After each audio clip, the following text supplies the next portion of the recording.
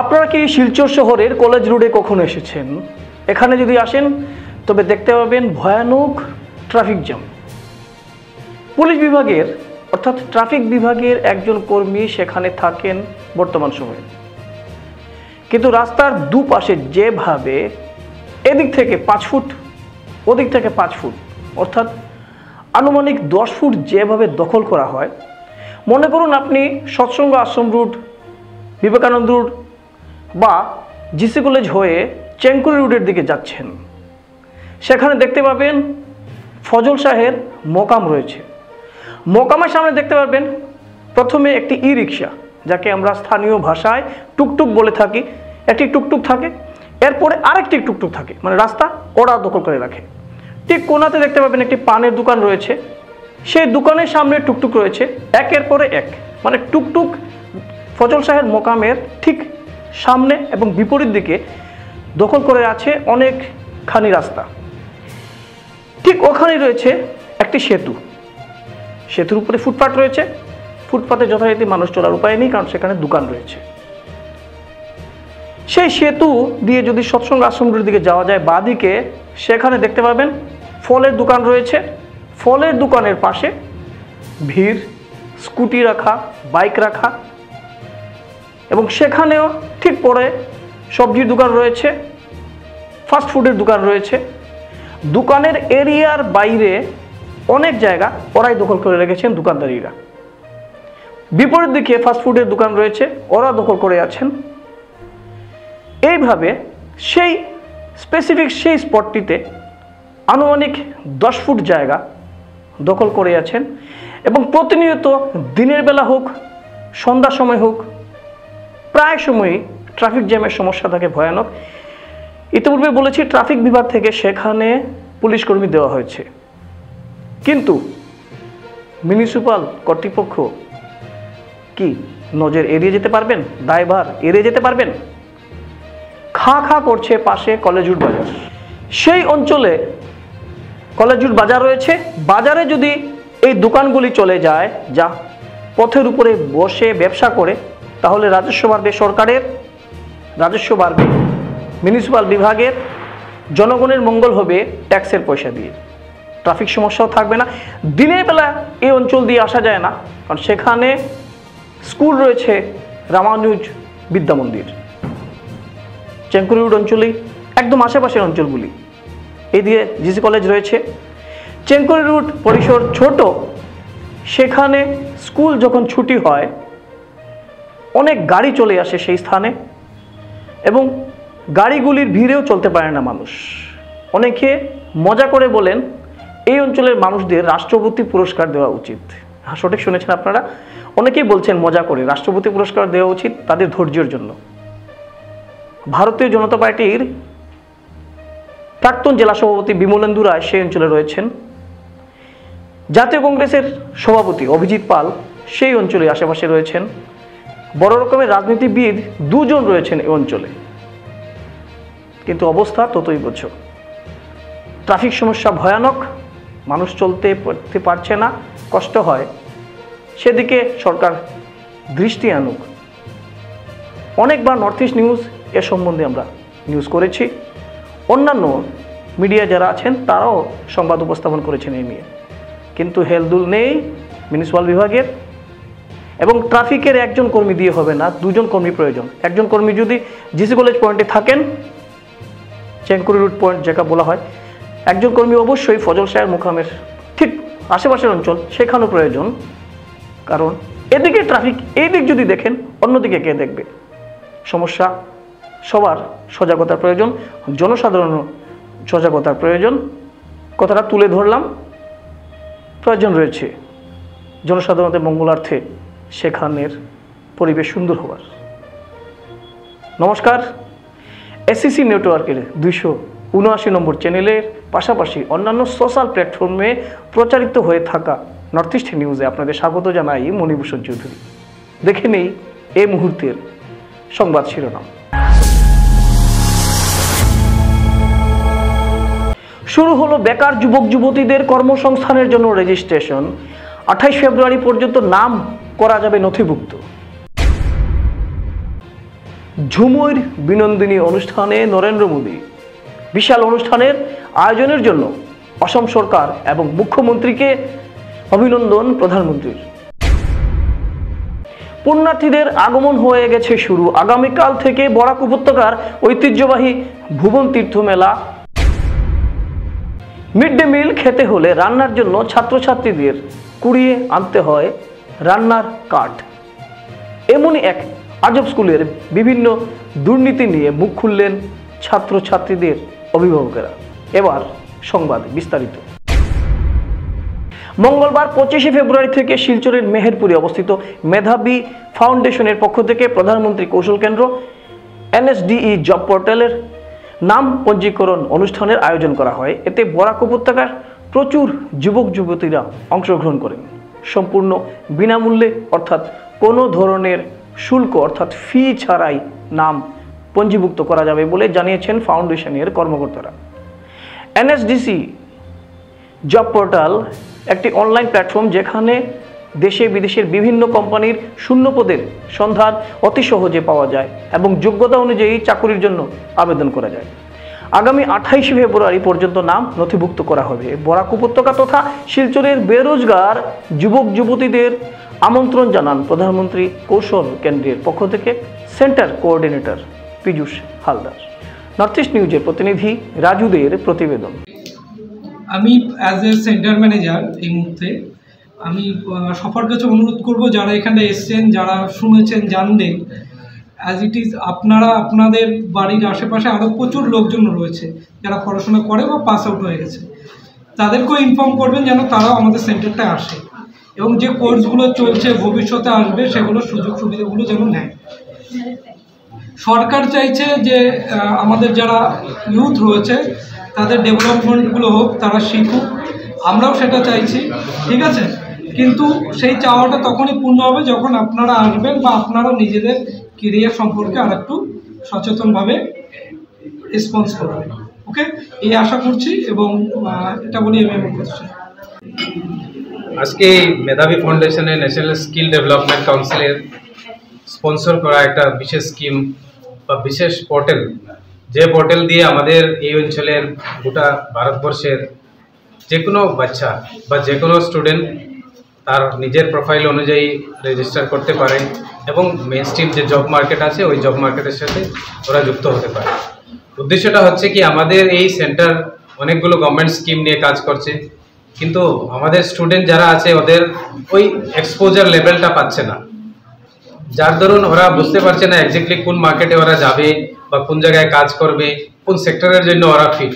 তো এইগুলো দিককে সামনে নিয়ে আজকের এই ওয়ার্কশপ আয়োজন করা হয়েছে। আর এই ওয়ার্কশপে আমরা সংক্ষিপ্তভাবে তুলে ধরেছি ওদের বিভিন্ন কাজের দিকগুলো এবং ওদের বিভিন্ন স্কোপ বা ওদের স্কিল ওরিয়েন্টেড যেগুলো প্রোফাইলিং হবে, ওদের জব পোর্টালে প্রোফাইলিং খুব ইম্পর্টেন্ট হবে, কারণ ওদের মার্কেটের সঙ্গে লিঙ্ক আপ ওই প্রোফাইলটাই হবে। তো ওই প্রোফাইলকে কিভাবে বানানো যায় এবং প্রোফাইলকে কিভাবে এনহান্স করা যায় ওইটা নিয়ে আজকের এই প্রাথমিক পর্বের আলোচনা। আর আমরা আশা রাখি আগামী দিনে আমরা এইভাবে ওয়ার্কশপ আলোচনা আয়োজন করতে পারবো এবং আমাদের স্টুডেন্টগুলোকে এইভাবে আমরা কাউন্সিলিং করে যেতে পারবো। ধন্যবাদ।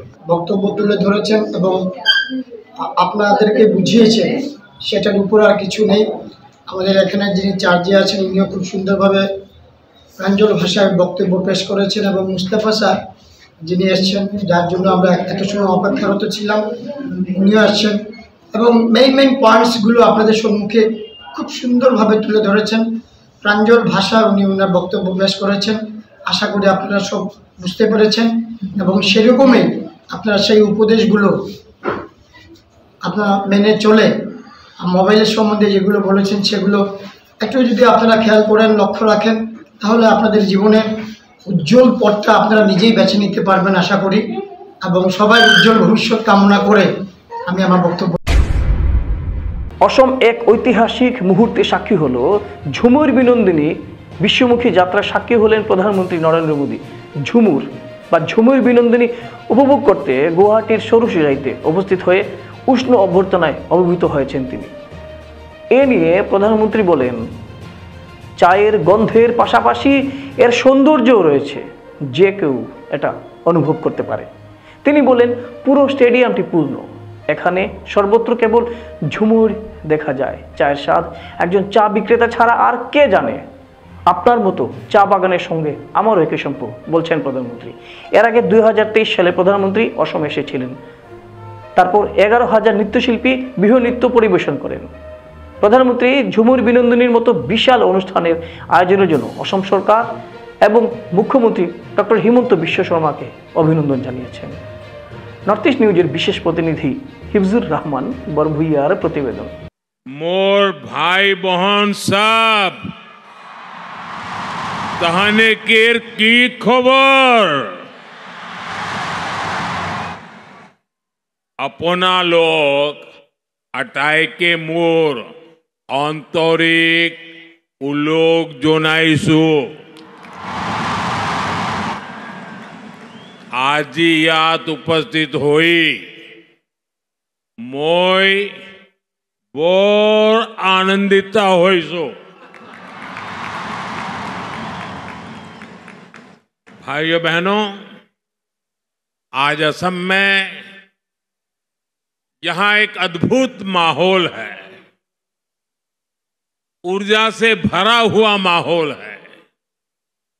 उत्साह, उल्लास और उमंग से ये पूरा स्टेडियम गूंज रहा है। झूमर नृत्य के आप सभी कलाकारों की तैयारी हर तरफ नजर आ रही है। चाय बागानों की सुगंध भी है और उनकी सुंदरता भी है। और आप तो जानते ही हैं, चाय की खुशबू और चाय के रंग को एक चाय वाले से ज्यादा कौन जानेगा। इसलिए झूमर और बागान संस्कृति से जैसे आपका खास रिश्ता है ना, वैसा मेरा भी रिश्ता है। साथियों, इतनी बड़ी संख्या में आप सभी कलाकार जब झूमर नृत्य करेंगे तो वो अपने आप में एक रिकॉर्ड बनाएगा। मैं तो कभी भूल ही नहीं सकता हूं, लेकिन जिन्होंने टीवी पे देखा था ना, वो भी मुझे बार बार याद कराते हैं।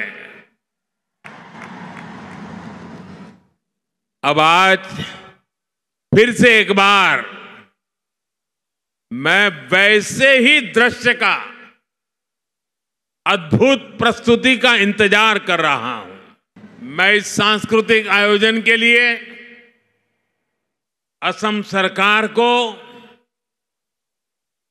और ऊर्जावान मुख्यमंत्री हेमंत बिश्व शर्मा जी को बधाई देता हूं। आज असम के चाह जनगोष्ठी और आदिवासी मानुषेर संगे असम केर एकटा गबर दिन लागे। এই দিনটে সবাইকে শুভেচ্ছা জানাচ্ছি।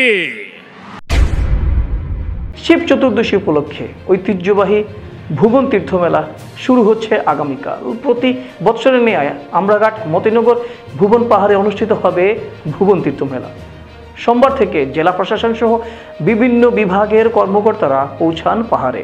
মঙ্গলবার থেকে শুরু ভুবন তীর্থ মেলা, চলবে 3 দিন। আজ থেকে পুণ্যার্থীদের আগমন শুরু হয়ে গেছে। স্থানে স্থানে পসরা সাজিয়ে বসেছেন ক্ষুদ্র ব্যবসায়ীরা। এছাড়াও বিভিন্ন স্বেচ্ছাসেবী সংগঠন পুণ্যার্থীদের সেবাদানের জন্য এগিয়ে এসেছে। সেখানে রয়েছে নর্থ ইস্ট নিউজের প্রতিনিধি সৌমিত্র নাথ। জেলা প্রশাসন থেকে দুর্যোগ মোকাবিলা বিভাগের কর্মীদের নিয়োগ করা হয়েছে, পাশাপাশি জনস্বাস্থ্য কারিগরি বিভাগের কর্মীরাও তৎপরতা দেখাচ্ছেন। কাছাড়ের বন বিভাগের কর্মীরাও ভুবন পাহাড়ে টহল দিচ্ছেন।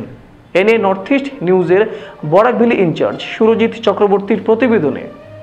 ভুবন নিয়ে সাংবাদিকদের সাথে কথা বলতে গিয়ে মনিয়ারখাল রেঞ্জ অফিসার শিবহরি সিনহা সহ জনস্বাস্থ্য কারিগরি বিভাগের এসডিও মনদীপ কর সহ সোনাই সার্কেল কার্যালয়ের LRA সঞ্জীব দাস, ভুবন তীর্থ মেলা কমিটির শঙ্কর ভূষণ দে, হাজুক ইয়ারাই ক্লাবের সদস্যরা কি বলছেন আসুন তা এক ঝলকে দেখি। 2 নং বিভাগ যেটা আমি সাবডিভিশন 2 রেসিডেন্ট এক্সিকিউটিভ ইঞ্জিনিয়ার। তো আমাদের তো প্রত্যেক বছরে এখানটা একটা এসে পড়ে ডিউটি পড়ছে যে আমরা এখানে টেম্পোরারি টয়লেট আর জলের ব্যবস্থাটা, তো ওটার জন্য এবার আমাদেরকে মিনিস্টার স্যারও এসে করেছিলেন। তো সেই সাথে আমরা পুরো রাস্তাটাই এই কৃষ্ণপুরের দিকেই হোক আর মতিনগরের দিকেই হোক দুদিকেই আমরা টেম্পোরারি টয়লেটের ব্যবস্থা করে দিয়েছি। পুরুষ এবং মহিলা দুটোই আলাদা আলাদা করে দেওয়া আছে, প্রত্যেকটার এগেনস্টে সাইনেজও দেওয়া আছে। আর জলের তো টেম্পোরারি সে ব্যবস্থা করা হয়েছে, কেন কি এত উপরে তো জল ওঠানো যায় না, তো এমনিতে আমরা কেমিক্যালস যা যা লাগে পিউরিফিকেশনের জন্য সেগুলো দেওয়া হয়েছে। আর নিচে আমাদের ট্যাঙ্কার থাকবে, এটা আমরা মিউনিসিপ্যালিটি থেকে রিকোয়েস্ট করে ট্যাঙ্কার একটা আনানো হয়েছে। তো আমাদের যেগুলো স্কিম আছে আশেপাশে যেগুলো স্কিম আছে সেগুলো ফুললি লোডেড থাকবে এই পুরো 3 দিন 25, 26, 27। ওই ট্যাঙ্কার দিয়ে যেরকম আমাদের পুলিশ পার্সোনাল হোক বা হেলথের যারা আছে ওদের যে ক্যাম্পগুলো বসেছে ওখানে নিচে ওখানে সব জায়গাতে জলটা দেওয়া হবে।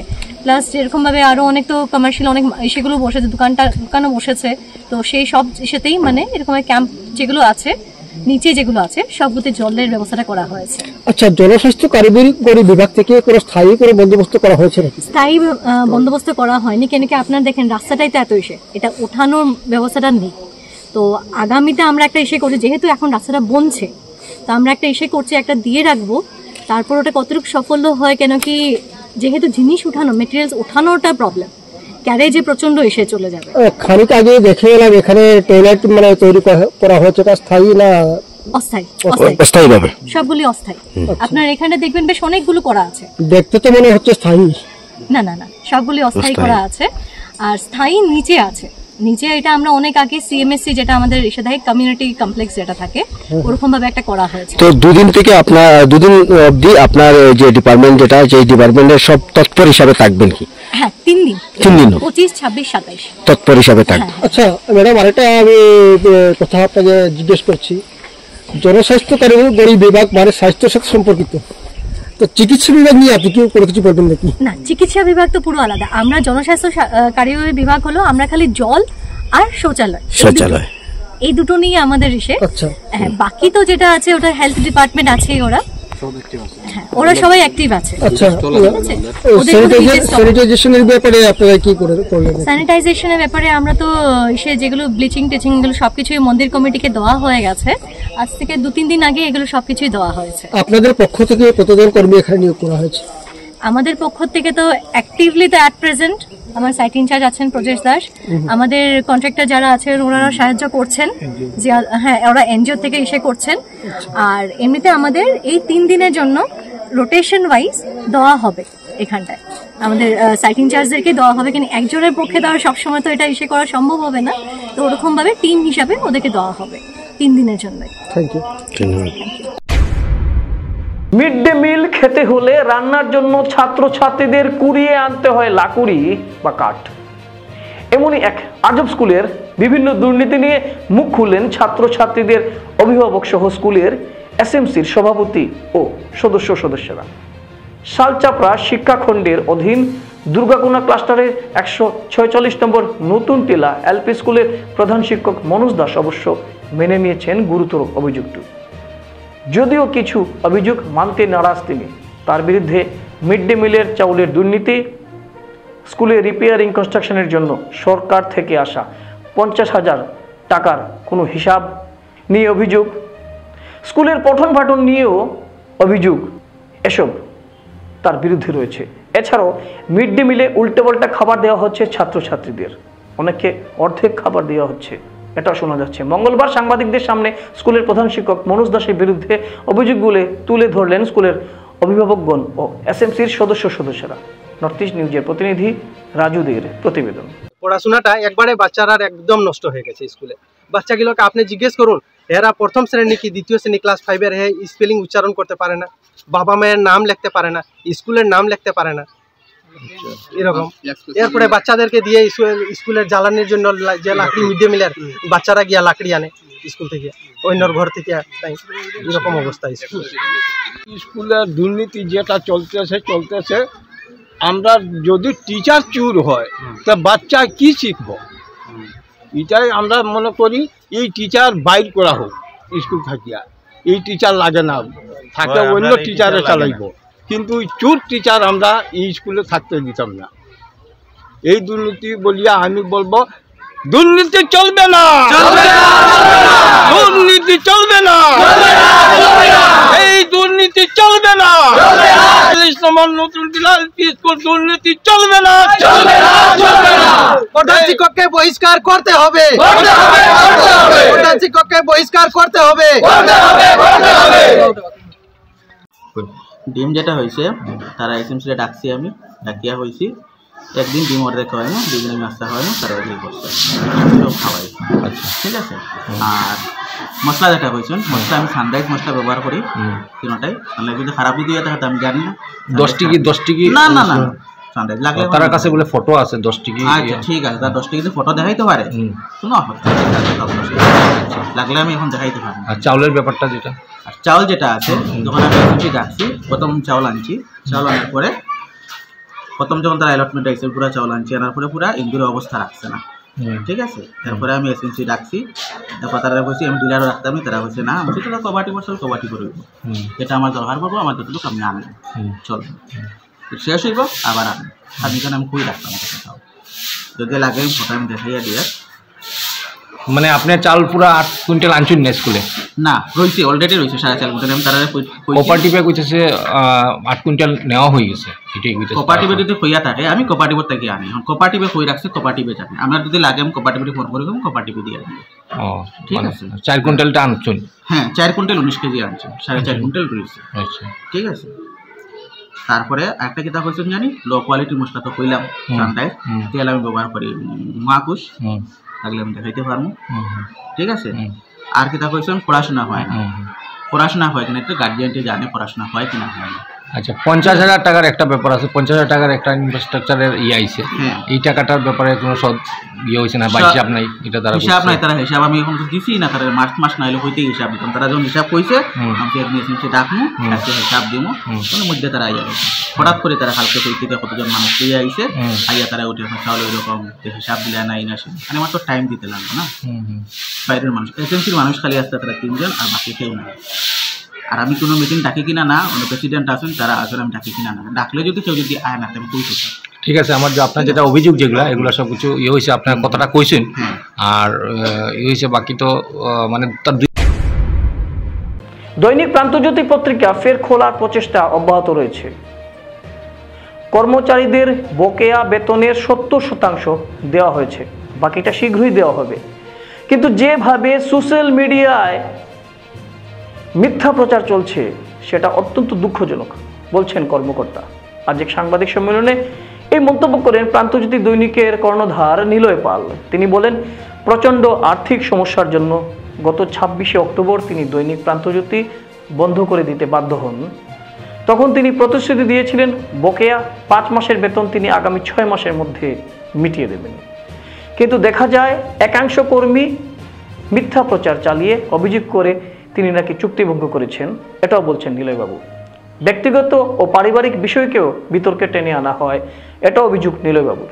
যখনই কোনো গোষ্ঠীর সঙ্গে পত্রিকা বিক্রি বা অংশদারিত্ব নিয়ে আলোচনা হয় তখন দেখা যায় 3 জন কর্মী সাংবাদিক সম্মেলন করে পরিস্থিতি জটিল করে তোলেন, বলছেন নিলয় পাল। তখন বিনিয়োগকারীরা আর সাহস পান না বিনিয়োগ করতে, যার ফলে এই পত্রিকাটির পুনরুজ্জীবন প্রক্রিয়ায় ব্যাঘাত ঘটছে। এছাড়া 3 জন কর্মী বেতন নিতে অস্বীকার করেছেন। প্রান্তজ্যোতি বন্ধ হওয়ার পেছনে 2 জন দায়িত্বপ্রাপ্ত ব্যক্তি দায়ী বলে তিনি পাল্টা অভিযোগ করেন। তবে এখনও তিনি আলোচনার সব পথ খোলা রেখেছেন বলে জানান। আর মিথ্যা প্রচারে বিভ্রান্ত না হতে তিনি আহ্বান জানান। খোলা মনে যে কোনো সমস্যা নিয়ে আলোচনায় প্রস্তুত বলে জানান নিলয়বাবু। নর্থ ইস্ট নিউজের প্রতিনিধি অমল ঋষির প্রতিবেদন। পুরো পরিবারের পরিজনদেরকে,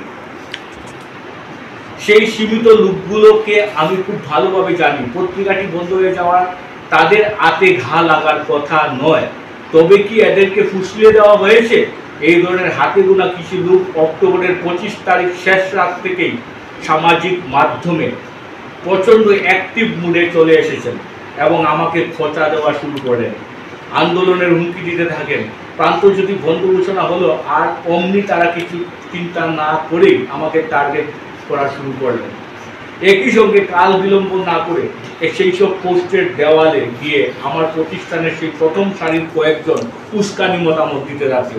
এই ধরে নিন মিস্টার অমুকে একটা পোস্ট দিয়েছেন, আমি যারা কথা বলছি ওরাই গিয়ে ওদের পোস্টে উস্কানি দিতে শুরু করবো।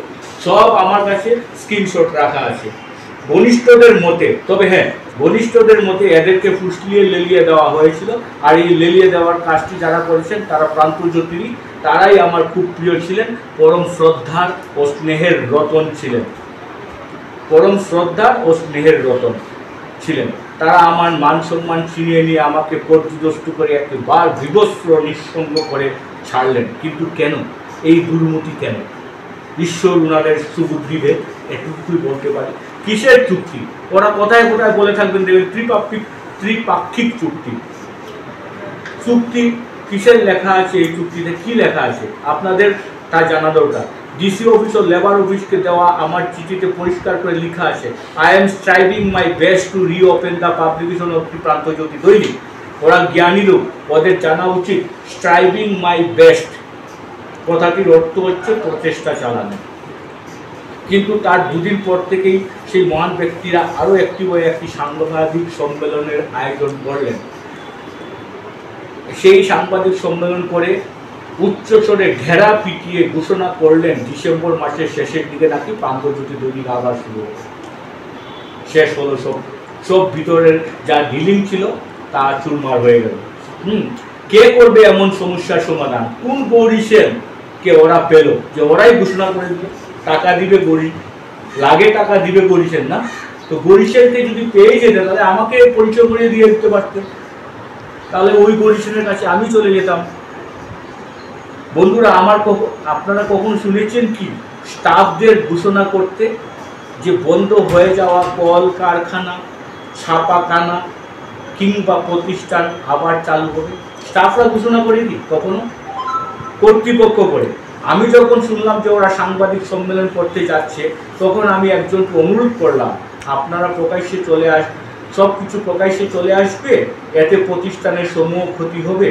যে উপায়টা আমরা বের করেছিলাম প্রান্তজ্যোতিকে আবার পুনরায় চালু করা, সেটা লোকসম্মুখে চলে আসবে, অনেকেই চলে যাবে এতে করে। কিন্তু তারা আমার কথাতে কানই তুলল না। কোন চুক্তিতে আমার স্বাক্ষর আছে দেখিয়ে দিন। আমি আমার আইনজীবীকে পাঠিয়েছিলাম শুধু জবাব দিতে। আইনজীবীদের কাজ কি জবাব দেওয়া বা আইনি লড়াই করা? কিন্তু আমার আইনজীবীকে দিয়ে একটি চিঠিতে স্বাক্ষর নিয়ে সর্বসম্মুখে তুলে ধরতে চাই না। সময়ের প্রয়োজনে যদি দরকার হয় তবেই আপনাদেরকে সব তথ্য সমেত দিয়ে দিব। কেন প্রান্তজ্যোতি ধ্বংস হলো, তার নেপথ্যে কে, কি হতো, নৈশভোজ, আরো অনেক কিছু আমি এখনো বলতে চাই না, নতুবা কারণ অন্তত ওদের মান সম্মানে আঘাত করা কোনো অবস্থাতেই আমার উদ্দেশ্য নয়। এটা কথা দিলাম, যদি সেই দরকার না পড়ে আমি কাউকে সেটা বলবো না। হুমকি আরেক মিথ্যাচার। তিনি সরাসরি ক্যামেরার সামনে এসে কিভাবে বললেন কথাটা, যে অভিযোগ আনলেন আমি নাকি ওনাকে হুমকি দিয়েছি। যে লোকটির জ্ঞান বুদ্ধি জেগে ওঠার দিন থেকে চিনি, যার কথা শুনে পরম তৃপ্তি পেতাম, যাকে শ্রদ্ধার আসনে রাখতাম, তাকে কেন হুমকি দিতে যাব? তাছাড়া আমি তো এমন ধরনের হুমকি যদি দিয়ে আমার লাভ কি? প্রান্তজ্যোতি কি আবার এই হুমকিতেই ফিরে আসবে? কাউকে হুমকি দিলেই প্রান্তজ্যোতি আবার প্রাণ ফিরে পাবে, অক্সিজেন পাবে? নিশ্চয় পাবে না প্রান্তজ্যোতি অক্সিজেন। আমি এতটুকু অবুঝ নাকি যে উনাকে কি করলে, উনাকে কে কি বললো আর উনি তা একদম বিশ্বাস করে চাওয়ার করতে লাগলেন। এটা কি? ওইটাকে বলছে ফেক ইমোশন। ত্রিপাক্ষিক চুক্তি। এটা বলুন তো, ত্রিপাক্ষিক চুক্তি কেন হবে? আমাদের মধ্যে দুই পক্ষের মধ্যেই কোনো চুক্তি হলো না, তো ত্রিপাক্ষিক চুক্তি কোথা থেকে আসলো? অ্যাকচুয়ালি কি হয়েছে, আমার উকিল গিয়েছিল প্রত্যেকটা মিটিং অ্যাটেন্ড করতে, সেই উকিলকে দিয়ে ওনারা একটা স্বাক্ষর করিয়েছেন। হোয়ার আমি যে চিঠিটা লিখেছি সেটাতে ক্লিয়ারলি লেখা আছে, I am striving my best to reopen. তো স্ট্রাইভিং কথাটি অর্থ হচ্ছে প্রচেষ্টা চালানো। আমি প্রচেষ্টা চালিয়েছি এবং দোরগোড়ায় গিয়ে পৌঁছে গেছিল। আমরা এখনও চেষ্টা চালাচ্ছি, কিন্তু প্রতি মুহূর্তে বাধা আসছে এই 3জন লোকের 4জন লোকের কাছ থেকে। এবং আশ্চর্যের ব্যাপার, এই 3-4জন লোকই কিন্তু অন্য হাউসে চলে গেছে, ওনাদের চাকরিটাকে সুরক্ষিত করেছেন, করে এসে এবার আমাদের পিছনে প্রান্তজ্যোতির পিছনে লেগেছে। আর যারা এখনো আমার সঙ্গে আছেন তারা কিন্তু কোনো বড় পোস্টে কোনোদিন ছিল না। আর যারা নৈতিকতা এইভাবে হারিয়ে ফেলেছেন ওনারাই প্রান্তজ্যোতির প্রথম স্তরে ছিল, বুঝলেন তো? প্রয়াগরাজের ত্রিবেণী সঙ্গমে যারা বিভিন্ন কারণে যেতে পারেননি বা সেখানে স্নান করতে পারেননি তাদের জন্য সঙ্গমের জল নিয়ে এসেছে বিশ্ব হিন্দু পরিষদ মধ্য কাছাড় জেলা কমিটি। মঙ্গলবার রংপুরের গঙ্গাপাড়া এলাকার কালী মন্দিরের পিছনে থাকা বরাক নদীর তীরে মহাকুম্ভের অমৃত স্নানের আয়োজন করেছেন উদ্যোক্তারা। এদিন বিকেলে সন্ধ্যা আরতি সহ বিভিন্ন ধর্মীয় অনুষ্ঠানের মাধ্যমে কার্যক্রমের সূচনা করা হয়। আয়োজনকে ঘিরে নদী তীরবর্তী এলাকাকে সাজিয়ে তুলেছেন আয়োজকরা। এদিন সকাল থেকেই প্রস্তুতি পর্বকে ঘিরে পরিষদের কর্মকর্তাদের নদী তীরে ব্যস্ততম সময় কাটাতে দেখা গেছে। নদী তীরবর্তী বিভিন্ন এলাকা জুড়ে গেরুয়া পতাকা ও দেবাদিদেব মহাদেবের ছবিসহ আকর্ষণীয় মণ্ডপ তৈরি করে এলাকায় এক উৎসব মুখর পরিবেশের সৃষ্টি করেছেন তারা। 26শে ফেব্রুয়ারি সকাল 9টা থেকে শুরু হবে অমৃত স্নানের কার্যক্রম। দুদিনের এই অনুষ্ঠানে সকলকে উপস্থিত থেকে অমৃত স্নানের মাধ্যমে নিজেদের স্বচ্ছ ও পবিত্র করে তোলার আবেদন জানিয়েছেন উদ্যোক্তারা। নর্থ ইস্ট নিউজের বরাকভ্যালি ইনচার্জ সুরজিৎ চক্রবর্তীর প্রতিবেদন।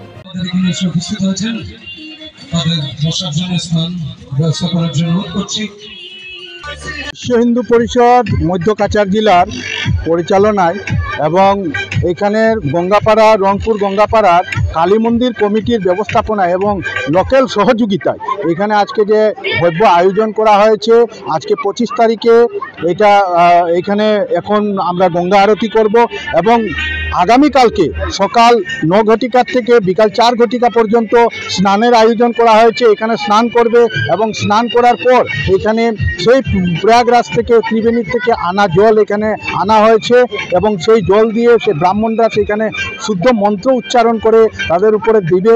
দেওয়ার পরে সেটা যে পুণ্য লাভ, সেইখানে স্নানের যে পুণ্য লাভ, সেই পুণ্য লাভটাও এখানে হবে। এটা বিশেষত্ব হচ্ছে, দেখেন আমাদের জগৎগুরু শঙ্করাচার্য কিছুদিন আগে বলেছেন যে যারা যেতে পারছে না কুম্ভতে তারাও এখানে এসে যদি সেই জলটা যদি ওনাদের উপরে পড়ে তাহলে সেইভাবেই যে লাভ আছে, পবিত্রতা আছে, পুণ্যতা আছে সেটা লাভ করবে।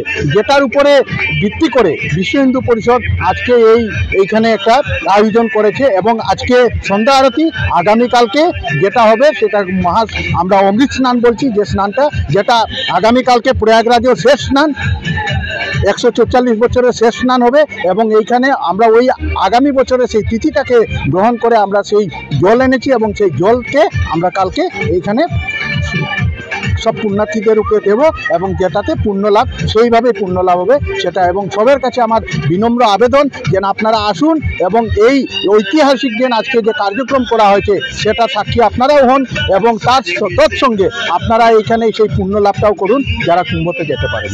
জয় শ্রীরাম। নামটা? আমার নাম চিরঞ্জিত কুমার সিংহ, আমি বজরংদল মধ্য কাছাড় জেলা সহ সংযোগ। আমরা সবাই জানি 144 বছর পর এই অমৃত স্নান কুম্ভতে যেটা অর্গানাইজ করা হয়েছে, সেই আজকে আমাদের শিলচরস্থিত রংপুরে বিশ্ব হিন্দু পরিষদ এবং রংপুর কালীবাড়ি কমিটির ব্যবস্থাপনায় আমরা সেই উপভোগটা কালকে এখানে করব। সবার কাছে অনুরোধ যে বিশ্ব হিন্দু পরিষদ সবসময় হিন্দুদের ইতিহাস নিয়ে কথা বলে।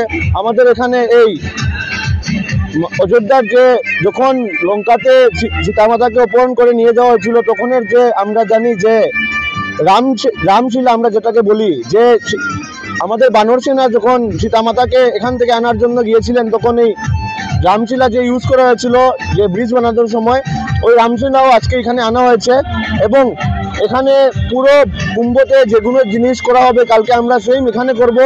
আমরা জানি আমাদের সাধু সন্তরা বলেছেন যে কুম্ভতে যারা যেতে পারেনি তারাও সেম উপভোগটা কুম্ভর জল এনে ঘরে বসে করতে পারবে। সবার কাছে এটা আমাদের শিলচরবাসীর কাছে এবং বরাকবাসীর কাছে খুবই গর্বের কথা যে আমরা বিশ্ব হিন্দু পরিষদ এমন একটি ব্যবস্থা করে দিয়েছে এই শিলচরের বুকে যা আমরা এই উপভোগটা করতে পারি এবং পুণ্য লাভ করতে পারি। সবার কাছে এটাই বিনম্র অনুরোধ যে আমরা সবাই কালকে রংপুর গঙ্গাপাড়াতে যে মহাকুম্ভর আয়োজন করা হচ্ছে সবাই এখানে উপস্থিত থেকে এই পুণ্য লাভটা করেন। জয় শ্রীরাম। সংবাদ শেষ করার আগে আরও একবার দেখে নেই আজকের সংবাদ শিরোনাম। শুরু হলো বেকার যুবক যুবতীদের কর্মসংস্থানের জন্য রেজিস্ট্রেশন। 28 ফেব্রুয়ারি পর্যন্ত নাম করা যাবে নথিভুক্ত। ঝুমুর বিনন্দিনী অনুষ্ঠানে নরেন্দ্র মোদী।